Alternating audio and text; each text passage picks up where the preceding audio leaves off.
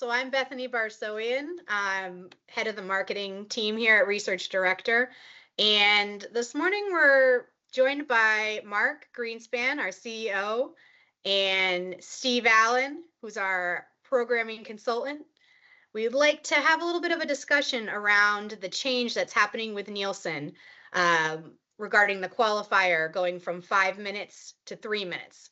Steve's recently released a blog on our website covering this topic, and it's a hot topic in the industry right now, so I thought it would be a good opportunity to have you guys on, and we could chat a little bit about it, share your thoughts, your opinions, the good, the bad, the ugly, and just really draw some more attention and get people chatting about this topic because, like you said, Marc, it is extremely timely and hot right now. So the first question I wanted to ask, and I'll start with you, Marc, I'm just wondering, so we found out about this back at like the end of September. It was sort of it started out as you talked about it, Marc, as like a little bit of a secret. Nobody really, it slowly started leaking out, and then it was officially announced. But what were your first initial thoughts when you first, I guess the first day you found out, when you first read this or heard it? What was the first thing that you thought?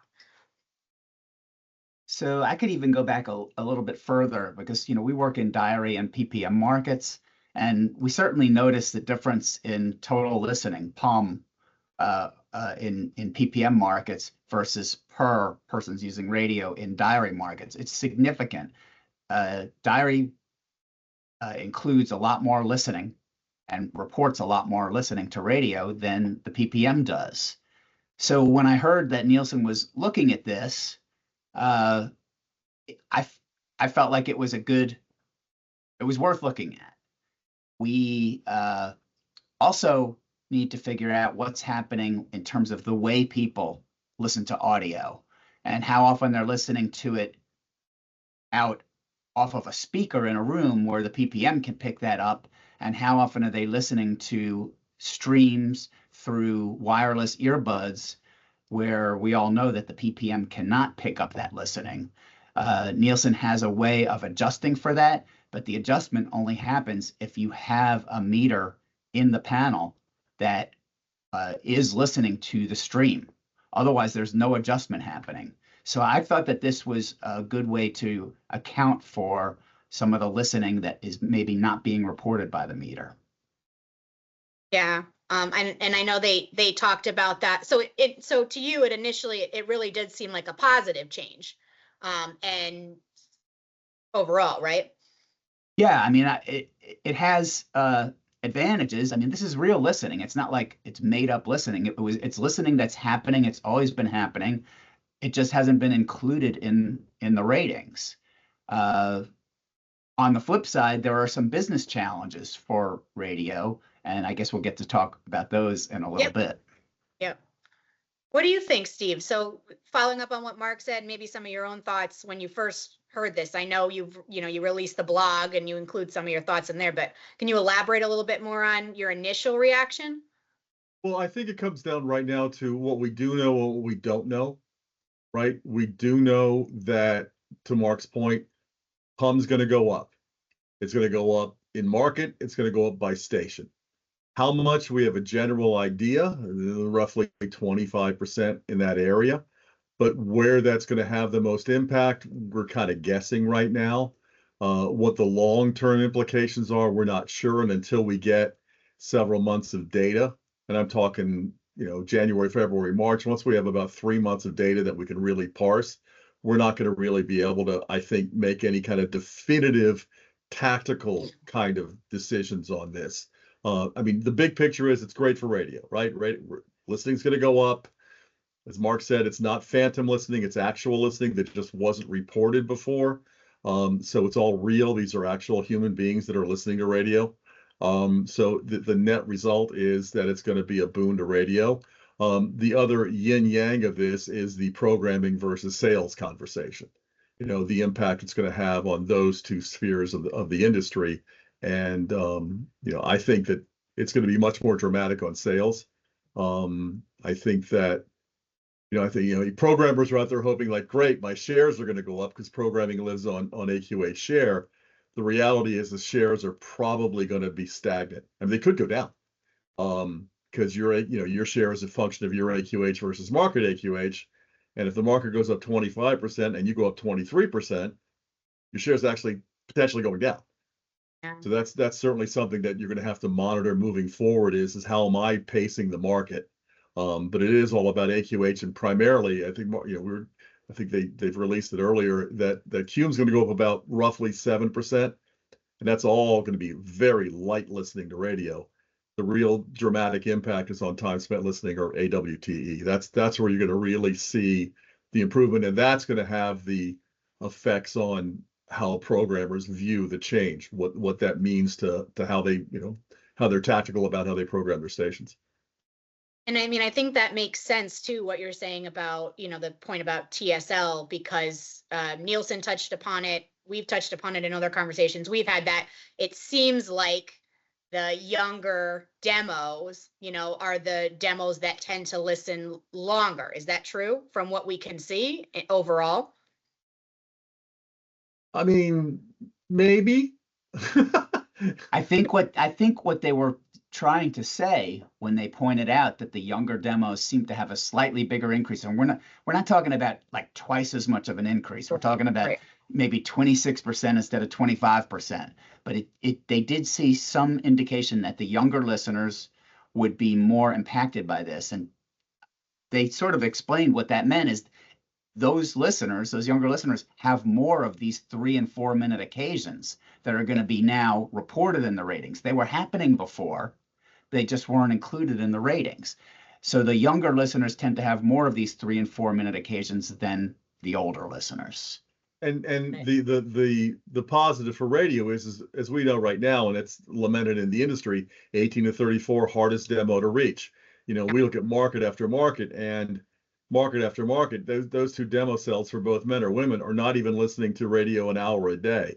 So if all of a sudden in your market, for example, 18 to 24s or 25 34s are listening to 5 hours a week, you're going to now bump it up maybe an hour, which is going to be a net positive for everybody. All of a sudden, those people are more viable, I guess, or valuable.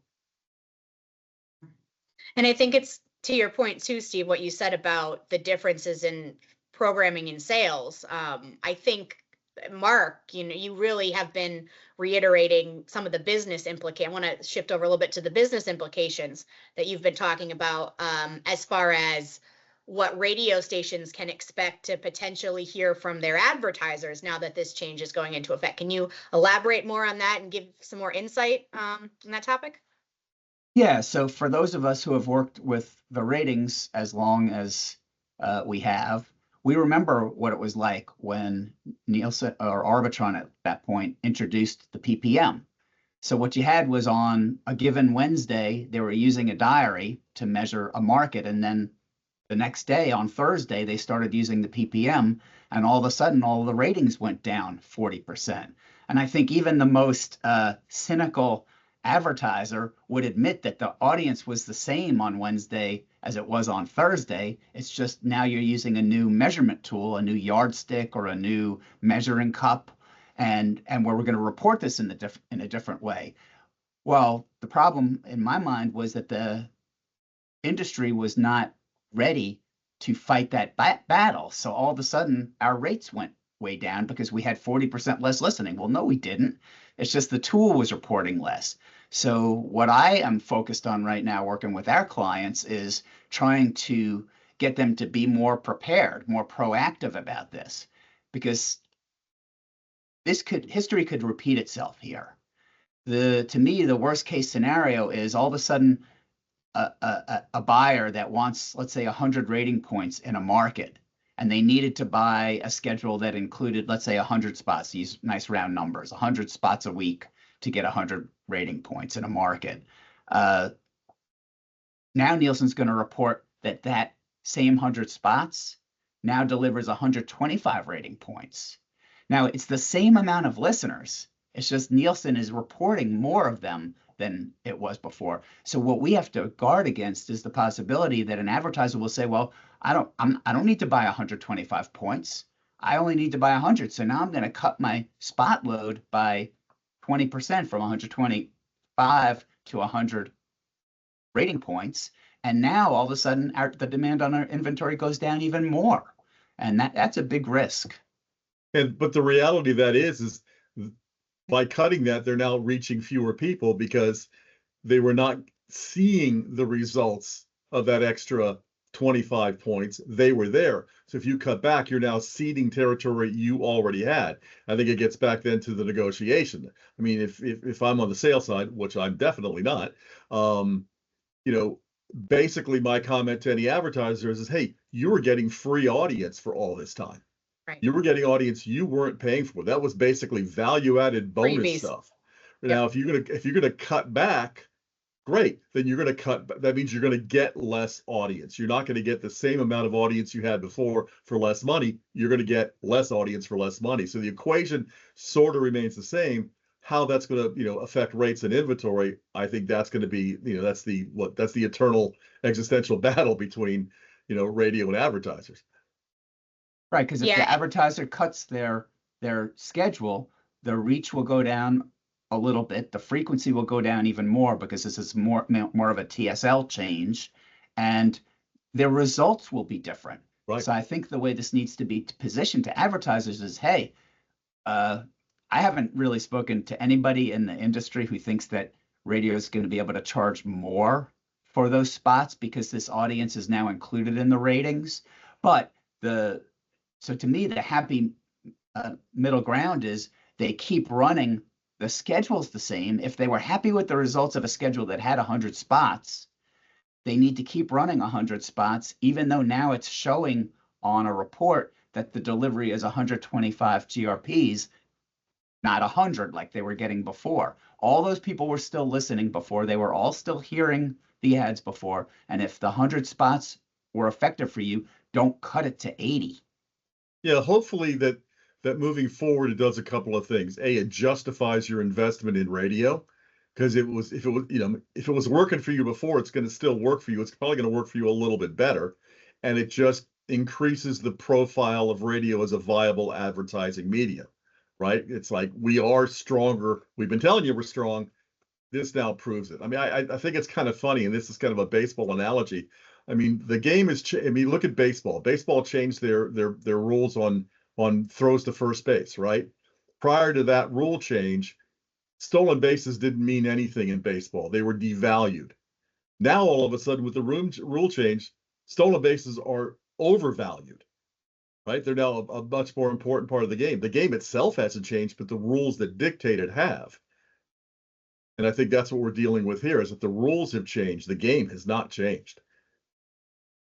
What do you guys think about the timing of this? So like I said, we recently learned that this is going to be put into effect, this coming January. So obviously and Steve, you pointed out, we're not really going to be able to see the true results of it for a few months thereafter. But do you have any thoughts about how the timing of this could affect? Because I'm just thinking of, starting off the new year and potentially, getting renewals with advertisers. What do you think, Mark? Is there anything that could come into play with that? I think the timing it's more of a function of when Nielsen could get all their software done so that this could be done. They gave us basically 2 months notice, because the first day this rule is going to go into effect, I believe, is Thursday, January 9th. Right. And the data itself won't come out until the week of February 21st. So I guess some people will see some stuff in their weeklies if you get that data from Nielsen before then. But the January book doesn't come out until that third week of February. I don't know that the timing really matters on it. I think that most broadcasters are just happy that it's coming sooner rather than later. I agree. And really, we're not going to be able to make any kind of, I think, substantive judgments on this until the April book comes out. And then in May, you've got a 3-book average you can look at, and then you can compare year over year, or, October, November, December versus January, February, March, and have some real ideas as to where the changes have taken place. Because one of the unknowns here, we don't know hour by hour, day parts, how it's going to affect. Is this going to be a boon to mornings? Is it going to all of a sudden make weekends look better? We don't know exactly where all of this, extra listening is coming from. Is it straddling day parts? I mean, I still believe that most of this is going to come from people that have always been listening at a certain level, but they're getting more credit because they were, and that's the example we talk about all the time, is someone that listens from 12 to 33, right? Right now, it's 1/4 hour of listening. In January, it'll be 3/4 hours of listening. They're still the same people. They're still listening to your product the same way. It's just that now that you're getting triple the credit for their appearance versus what you had in the past. I mean, I think the other thing that I have found interesting is I've talked to some of our clients, and their first reaction is, "Oh, we're not going to change any of our, stop sets are going to stay the same because we've done this in the past and made it this way and it didn't work." Well, the game's changed, right? And to at least not entertain the idea that radio needs to get away from bow tie hourglass to, incredibly long stop sets an hour and maybe alter that, we don't know. I mean, I think we have to be at least open to looking at that as a potential change. To dismiss it out of hand, to me, it ignores a potential opportunity. Yeah, I think one thing like, I'm just thinking about the news station in Washington, WTOP, and how they don't have the bow tie, right? They're Right. running shorter stop sets, like 2-minute stop sets or 1.5-minute stop sets every 3, 4, 5 minutes. And maybe they'll benefit, but we won't know until we actually see the ratings come out. Right. Maybe they know, but we won't. Well, I think going back, it's going to go back to that hour by hour look, right? You're going to really want to look at, we could see how PUM goes hour by hour and stuff, but is all of a sudden, that 8 o'clock hour now more important in morning drive, right? We know that 3 and 4 o'clock tend to be the bigger hours in the afternoon, but does all of a sudden 5 o'clock pop? Does one, we don't know. Again, and it goes back to weekends too. We see great 10A to 7P on weekends, but maybe there's more listening there than we are currently aware of. So I think in some cases, all bets are off until we really have a good solid data, set of data that we can make some real decisions on. And the one thing I wanted to go back to the business implications a few minutes ago, because we talked about the ratings going up for the same schedule. So the CP, Right. the GRPs will go up, the number of impressions will go up, the cost per point and the cost per thousand will go down. So, we live in a very competitive world right now. And when people look after this change, when people look at radio CPMs versus digital CPMs, we're going to be that much more competitive. Yeah, that was sort of a follow-up question I was going to ask too. I mean, do you think that radio stations, I mean, you went out and said, Mark, this is perhaps the biggest change to happen to PPM in how many years did you say? I can't, since it is the biggest change. I mean, up until now, I would say that the headphone adjustment was the biggest change, although it didn't have as large an impact, I think, as we would have liked. But this is definitely the biggest change in more than 14 years. Yeah, it's going to affect everybody. So it's going to affect everybody. it sounds like is a lot of pressure potentially on, or,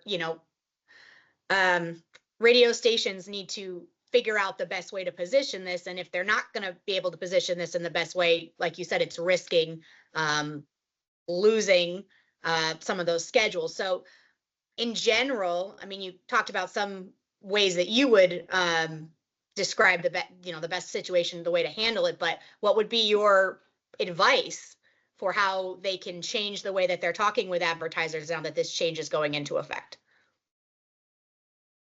I mean, I think being ahead of the curve is always better than being behind the curve. Being proactive and having a consistent story that all of your account executives can go out and start talking to advertisers that, hey, at least the ones that are using ratings. I mean, obviously, a guy who runs a local restaurant, he might not be using ratings. Right. But the ones that use ratings definitely want to start preparing them for this change and set expectations that, look, it's the same audience before and after. If this schedule is working for you, you want to just maintain the schedule. Whether you want to go on and position it as, and now you're getting more audience for the same amount of money, that's not really true. You're getting the same audience. It's just that now our ratings are including it. There's really no justification for somebody to cut a schedule that's working based on this methodology change. Yeah, I think circling back to something you said earlier, Mark, I think we have to be cheerleaders on this. We have to point out that we're not creating or fabricating new listening. We're just now accounting for listening that has always been there. So this is real. This is not a change. It just shows radio's viability more. And if someone wants to push back on, well, that 3 minutes, what is that 3 minutes? My comment would be, hey, how long are your spots? Oh, they're 30 seconds. So if your 30-second spot falls in that 3 minutes, I guess people are hearing it. Yeah. Yeah, I think, Mark, you really did, point out that that's the biggest challenge that comes along with this, is that this is a good and it's a positive thing, but people need to understand it the right way. Otherwise, it could go the other direction, right? It could be harmful for radio stations. Yeah, absolutely. It's an opportunity, but it could be harmful. It's going to play for programmers too, who are spinning their records at a certain level and have gotten this number of exposures to their audience. That exposure is now going to go up. Well, that exposure it's the same principle, right? That exposure always existed. Don't cut your rotation back, right, to that other artificial level. I mean, understand that you were spinning them at this record, and you were actually reaching this, which generated this result. So, rather than sit there and go, I got to cut my, my power categories back. No, probably not. It's unless it wasn't working, right? Yeah. Right. Yeah, you're going to reset the criteria you're using for how many spins of a song you're going to do. But that's a good way of putting it, is instead of saying, okay, my magic number, I'm a CHR, my magic number was 65 spins a week to reach X. Well, you're actually reaching X plus 20% at 65 spins. So maybe that new number, do you need to be at 70 spins, or do you need to be at 63 spins, or and that I leave that to the. Oh, no, it would be the same number of spins, but if you were using the reach of the audience, right, you need to adjust that number up. Right. And which sets a new standard, right? We thought this reach was the proper reach to reach, but actually the reach we were getting was X plus 20. So that's the new standard, to make sure we hit X plus 20, or whatever that formula. Yeah, the same analogy with the gross rating points, right? If you were buying 100 before and getting a certain result, you need to buy 125 now to get that same result. Yeah. Consistent. Now, what if their goal is to get a better result? Then how does the adjustment need to be made?